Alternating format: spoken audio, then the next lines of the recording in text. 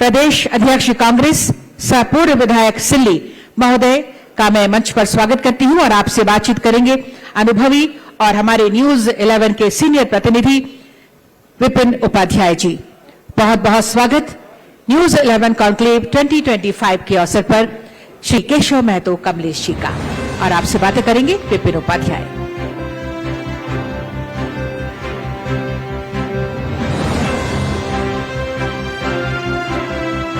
और पहले सम्मान करेंगे क्योंकि अभी अभी आपका आगमन हुआ है और मैं आमंत्रित करती हूं प्रधान संपादक महोदय अनूप सोनी जी को मैं आमंत्रित करती हूं आपके स्वागत और अभिनंदन के लिए पुष्पगुच्छ और ये स्मृति चिन्ह प्रदान करेंगे। न्यूज 11 कॉन्क्लेव 2025 की तमाम स्मृतियां आपके जहन में रहें और ये सप्रेम भेंट हम आपको प्रदान कर रहे हैं। ये गिफ्ट है हैम्पर के रूप में सप्रेम भेंट। बहुत बहुत धन्यवाद। और अब हम शुरू करते हैं आपसे बातचीत। चलिए इस सफर को अब आगे लेकर चलते हैं और इस वक्त हमारे साथ जो मेहमान हैं झारखंड की राजनीति में किसी परिचय के मोहताज नहीं है। झारखंड कांग्रेस के अध्यक्ष राज्य समन्वय समिति के सदस्य केशव महतो कमलेश। सर स्वागत है आपका इस कार्यक्रम में। धन्यवाद धन्यवाद। केशव भाई जो थीम हम लोगों ने इस कॉन्क्लेव का रखा है झारखंड के 25 साल का सफर और 16 साल का सफर हम लोगों ने पूरा किया है। झारखंड को इन 25 सालों में आप कहां पाते हैं? देखिए यह झारखंड जिस उद्देश्य से लिया गया करीब 25 वर्ष बीत गए, लेकिन यह झारखंड वासियों का सपना अभी तक अधूरा। और इस 25 साल के कालखंड में जो सरकारें रही सभी जनता को एक एक जनता को मालूम है और जनता के हित में उन सरकारों ने क्या किया यह भी सबको मालूम है। अभी वर्तमान में जो हमारी सरकार है गठबंधन की माननीय हेमंत सोरेन जी के नेतृत्व में वह पूरी लगन और निष्ठा के साथ उन हितों की रक्षा करने में लगी हुई है और चतुर्दिक झारखंड का विकास हो, यही हमारी गठबंधन की सरकार का संकल्प है। दादा अगर बात करें इस गठबंधन में समन्वय की तो कैसा समन्वय अब तक आप लोगों को दिख रहा है? आप खुद इस समन्वय समिति के सदस्य भी हैं। बिल्कुल हमारी गठबंधन में बहुत ही अच्छा संबंध है, प्रगाढ़ संबंध है और जितने भी योजनाएं बनती हैं चाहे जिला के हमारे नीति निर्धारण किए जाते हैं गठबंधन के तहत संगठन में समन्वय के साथ ही किया जा रहा है। संगठन सृजन का वर्ष आप लोग 2025 को लेकर आगे बढ़ रहे हैं। लगातार कवायद चल रहा है जमीनी स्तर से लेकर प्रदेश स्तर तक संगठन के रिन्यूअल को लेकर। मार्च में आप लोगों ने 5 दिनों तक मंथन किया, उसके बाद 100 दिनों के टास्क के साथ आप आगे बढ़ रहे हैं। संगठन सृजन को लेकर क्या प्रयास चल रहा है यहाँ पर? आप सबों को मालूम ही होगा 26 दिसंबर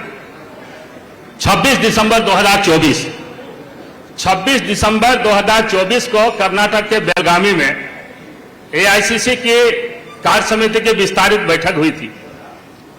वहां पर माननीय राष्ट्रीय अध्यक्ष खड़गे साहब की अध्यक्षता में और हमारे देश के करोड़ों लोगों की आकांक्षाओं और आशाओं के प्रतीक माननीय प्रतिपक्ष पर नेता राहुल जी की गरिमामयी उपस्थिति में 2 महत्वपूर्ण निर्णय लिए गए थे। एक संगठन सृजन का और दूसरा संविधान बचाव का। वह ऐतिहासिक स्थल वह जगह है जहां 100 साल पहले महात्मा गांधी ने स्वतंत्रता आंदोलन के कालखंड में कांग्रेस कमेटी की अध्यक्षता की थी। वहीं यह संगठन सृजन का निर्णय लिया गया। तब से कंटिन्यूअस आप देखेंगे उसके बाद जो हमारा संविधान बचाओ अभियान चला, हम लोगों ने हमारे संविधान के निर्माता, संविधान के रचयिता, संविधान के प्रणेता डॉक्टर भीमराव अंबेडकर की जन्मभूमि, उनकी कर्मभूमि इंदौर, मध्य प्रदेश के इंदौर के मऊ में हम लोगों ने यह कार्यक्रम किया। और उसके बाद 8-9 तारीख को हमारा एआईसीसी का गुजरात में अधिवेशन हुआ, उसमें हमारा जो थीम था, उस अधिवेशन का थीम था न्याय पर। हम संकल्प, संघर्ष और समर्पण के साथ हम लोग जनता की सेवा करेंगे और संविधान की जो आज धज्जियां उड़ाई जा रही है उसकी हम लोग रक्षा करेंगे। यह हम लोगों ने संकल्प लिया और उसी के तहत ये दोनों कार्यक्रम हमारे चल रहे हैं। संगठन सृजन का आप देख रहे हैं कि किस तरह से हम लोगों ने नीचे स्तर तक, ग्राउंड लेवल तक हमारा संगठन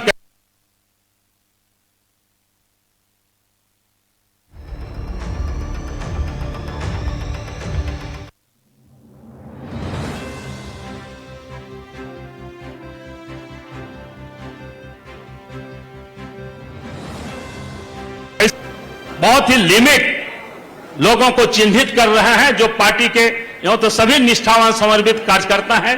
उन्हीं में से लोगों को सेलेक्ट करके हम लोग ब्लॉक स्तर पर, मंडल स्तर पर, पंचायत स्तर पर, वार्ड स्तर पर यह कमेटी हम लोग बनाने का काम कर रहे हैं।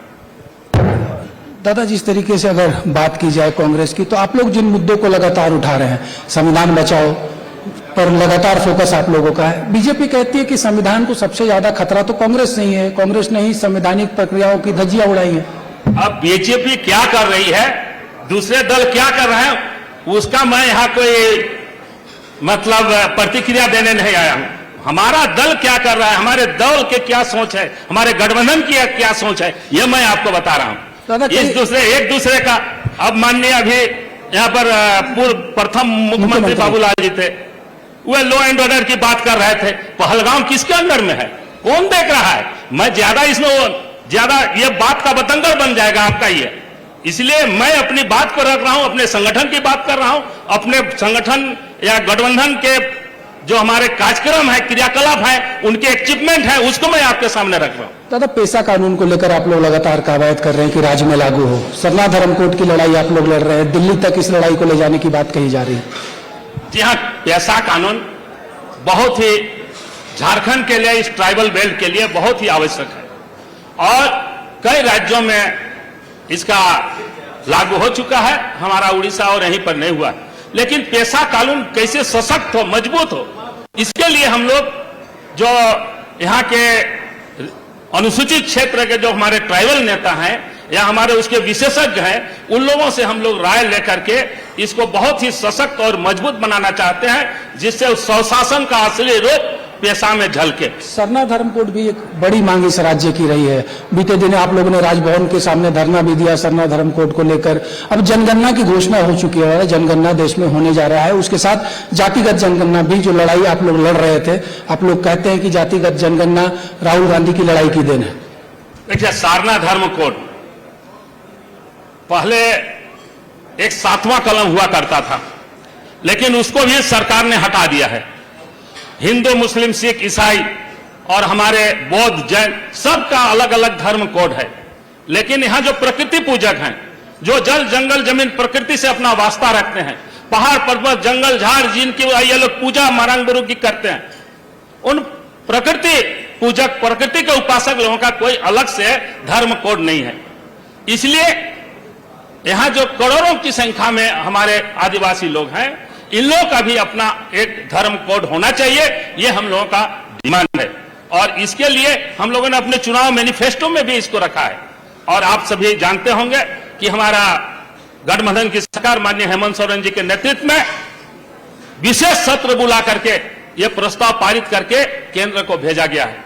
और केंद्र की सरकार के यहां हमारे माननीय जो राज्यपाल महोदय हैं, हम लोगों ने उनके सामने भी गुहार लगाई है, उनको मेमोरेंडम हम लोगों ने दिया है कि भाई आप केंद्र सरकार से दबाव डालें। उन्होंने कहा है कि मैं महामहिम राष्ट्रपति को आपका आवेदन और आपके आवेदन को आपके वहां भेज दूंगा और देखते हैं यदि फिर वहां से भी कोई कार्रवाई नहीं होती है तो हम लोग दिल्ली कूच करेंगे और जंतर मंतर में जबरदस्त इसके लिए हम लोग आंदोलन करेंगे। और ये जो सरना धर्म कोड है, जिस तरह से आप देखें जातीय जनगणना, हमारे माननीय नेता राहुल गांधी बराबर सदन और सड़क पर जातीय जनगणना यहाँ के लोगों के विकास के लिए, आवश्यकता के लिए उन्होंने बराबर जोर दिया। लेकिन दूसरे लोग बराबर उसकी कोई आवश्यकता नहीं है, उस पर उन्हीं को भद्दे भद्दे गाली देना शुरू किए। लेकिन बाध्य होकर के हमारे नेता और कांग्रेस जनों के अनवरत संघर्ष के चलते उन लोगों को घुटना टेकना पड़ा और यह डिक्लेयर करना पड़ा कि हम जातीय जनगणना करेंगे। तो इसलिए हम लोग जनभावनाओं के साथ हैं। पार्टी के जो इश्यूज हैं हमारे जनता के इश्यूज हैं, हम जनता के इश्यूज को सड़क और सदन पर रखने का काम कर, उन लोगों को घुटना टेकना पड़ा और यह डिक्लेयर करना पड़ा कि हम जातीय जनगणना करेंगे। तो इसलिए हम लोग जनभावनाओं के साथ हैं। पार्टी के जो इश्यूज हैं हमारे जनता के इश्यूज हैं, हम जनता के इश्यूज को सड़क और सदन पर रखने का काम करते हैं। यदि कोई नहीं मानता है तो उसके लिए हम लोग उग्र आंदोलन करने के लिए भी तैयार रहते हैं। दादा, आप कांग्रेस के अध्यक्ष के रूप में अपनी भूमिका निभा रहे हैं, तालमेल बैठाकर चल रहे हैं, लेकिन एक लड़ाई आप और लगातार लड़ते आ रहे हैं पूर्व विधायकों को उनके अधिकार दिलाने की, उनकी मांगों को लेकर। पूर्व विधायक परिषद में आपकी भूमिका काफी महत्वपूर्ण है। कई बार आपने हम लोगों को बताया है कि ये कार्यक्रम है, हम ऐसी लड़ाई लड़ रहे हैं, इस पर कैसे आगे बढ़े? देखिए, हमारे झारखंड राज्य में पूर्व विधायक परिषद गठन हुआ है, झारखंड राज्य पूर्व विधायक परिषद। बराबर हम लोगों की उसकी मीटिंग करते हैं और पूर्व विधायकों के हित के लिए, जैसे बहुत सारे पूर्व विधायक लोग हैं, पुराने विधायक लोगों को जो पेंशन मिलता था बहुत कम मिलता था, हम लोगों ने उसके लिए लड़ाई लड़ी।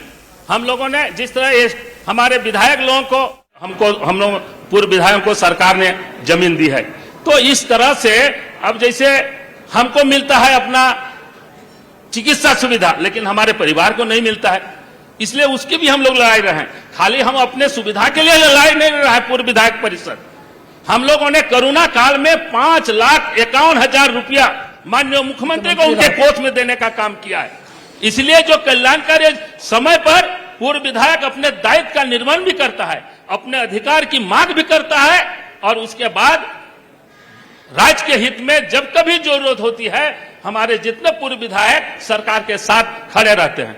दादा, एक आखिरी सवाल आपसे लेंगे। सरकार में आप हैं, दल के कार्यकर्ताओं को काफी उम्मीदें रहती हैं, कार्यकर्ताओं का मान सम्मान बरकरार रहे, मंत्रीगण उनको पूछे, बेहतर समन्वय सरकार और संगठन में हो, इसको लेकर कार्यकर्ताओं के लिए आप क्या कहेंगे? देखिए, कार्यकर्ता हमारे संगठन के रीढ़ होते हैं, उसी पर हमारा संगठन टिका हुआ है। आज हमारे कार्यकर्ताओं के बल पर ही ये गठबंधन की सरकार दोबारा भारी बहुमत से आई झारखंड में, आप देख रहे हैं। कार्यकर्ताओं के हित के लिए, कार्यकर्ताओं के मान सम्मान के लिए हम लोग कभी किसी तरह का कोई कोताही नहीं बरतेंगे और निकट भविष्य में जो भी हमारे जो बोर्ड, निकाय या दूसरे 20 सूत्री चाहे दूसरी कमिटियां होंगी, उनमें हम लोग प्रमुखता के साथ कार्यकर्ताओं को रखने का काम करेंगे ताकि उनका मनोबल ऊंचा हो और काम करने की और अधिक उन लोगों में लालसा जगे। बहुत बहुत धन्यवाद। आपने सुना झारखंड कांग्रेस के अध्यक्ष केशव महतो कमलेश को।